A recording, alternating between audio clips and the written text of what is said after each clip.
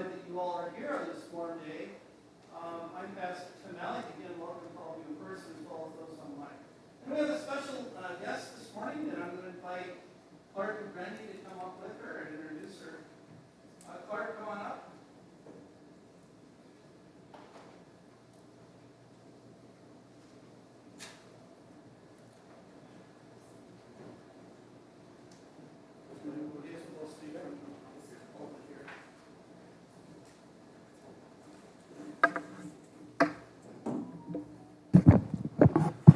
Good morning. As part of the endowment, we didn't do giving last year, but we did giving this year, our highest amount, $12,000. And as part of that, first I want to thank the committee, a wonderful, wonderful committee, Pat Merkin, Pastor Malik, Shirley Stakey, and Karen Jacobson. And so as part of that, we do local work that we can only do so much for at St. Petri. The goal always is to go out into the world and do Christ's work. So as part of that, we have a long-standing tradition with the loaves and fishes here at St. Petri. So proud of that fact. And the Food Bank of Iowa wonderfully has got involved quite a few years ago with hunger.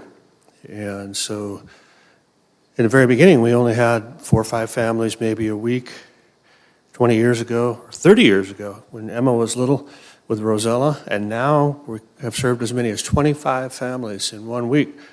And there are a lot of people here, a lot of you great folks have gone down there and helped out and serving these people, getting them some food. So with all that said, the endowment wants to give money to preserve food security for people. So in that regard, we've given $900 to the Food Bank of Iowa that serves us and other cities all over the central Iowa part. Brigitte can tell exactly what that is, but after Brigitte speaks, we'll have someone maybe take a photo, because I forgot my phone. Good job. But so I'll let Brigitte speak about the Food Bank of Iowa. This is informational, and she'll receive the check for $900. Here's Brigitte Beardsley of the Food Bank of Iowa. Well, good morning, everyone, and thank you, Clark, and thank you to the foundation for supporting Food Bank of Iowa. I won't take too much time, but I'm Brigitte Beardsley. I work at Food Bank of Iowa. I've been there, I'll be 6 years on August 1st, and I've learned so much, but very grateful to come here. Food Bank of Iowa is one of 199 food banks across the United States. There are 3,143 counties in the United States, and they are all touched or served by a food bank. So as a food bank, we're seen as that wholesaler bringing in mass amounts of food by the truckload. And then what we do is distribute the food to our partners who take it the last few feet to serve our Iowa neighbors in need. So that kind of gives you the big picture of how that works. And our food bank, and every food bank is different, Food Bank of Iowa serves 55 counties in Iowa, from the north border down to the south border, down into the southeastern boot of the state. So I always say it looks kind of like the state of Louisiana through the middle of Iowa.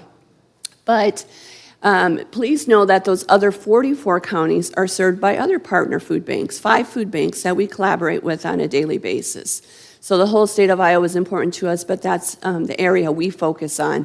And we know what's important or needed perhaps in, up north near Clear Lake or Mason City or Winnebago County, Dickinson County, is different than what's needed here in Story County and different than what's needed down in Burlington, Iowa. So we have a team that works throughout those whole 55 counties.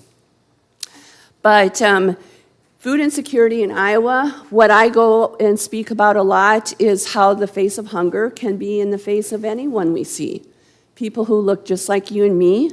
There might be people in the audience in your congregation today, neighbors in need, and we know that food insecurity can come and go. One day you might be okay, 1 month, maybe your family is facing a medical situation, or your refrigerator goes out, or you need new tires on the car. So what gives? Oftentimes food gives. So that's why we are here as a food bank through our partners to help our neighbors in need. We know that 11% of Iowans are living in poverty, and there's a direct correlation to poverty and food insecurity. We also know that 36% of Iowa households don't make enough to cover basic needs.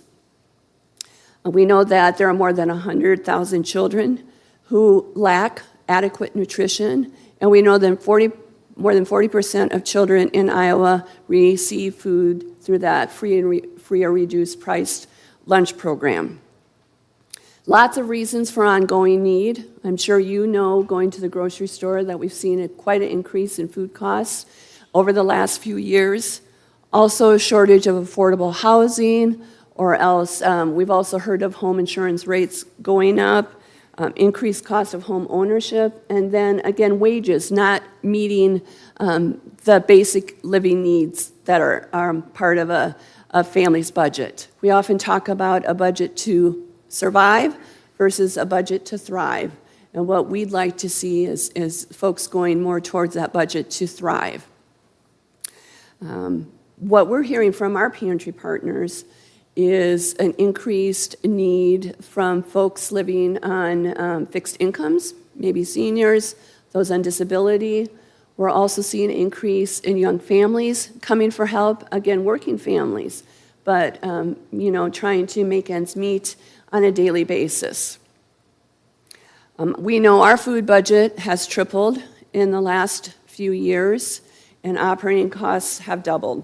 But even with that, and there's a lot of formula behind this, but for every dollar we receive as a contribution, 96 cents goes to putting food on the table for our Iowans in need and for the programs that we administer.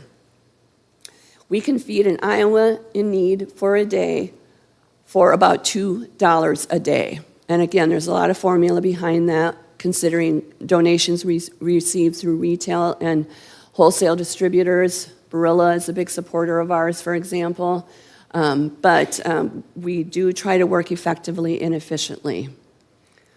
So what I like to talk about as I go through the 55 counties is how, even though we might have